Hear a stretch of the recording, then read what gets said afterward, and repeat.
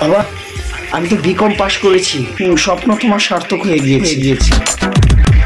কইলা বাজার, তুমি বিকম পাইছ,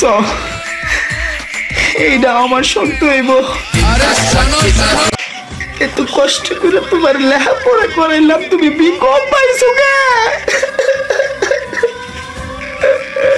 আরে না না বাবা, আমি বিকম পাশ করেছি, এই জন্য তো বললাম তোমার স্বপ্ন আজকে পূরণ হয়েছে। আমি গ্রাজুয়েশন কমপ্লিট করেছি, এটা তুমি বুঝতে পেরেছো?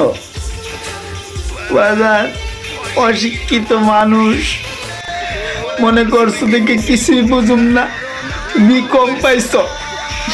ছোটবেলায় মাস্টার সাপ আমার এবিসি পড়াইছে, আগে আইছে।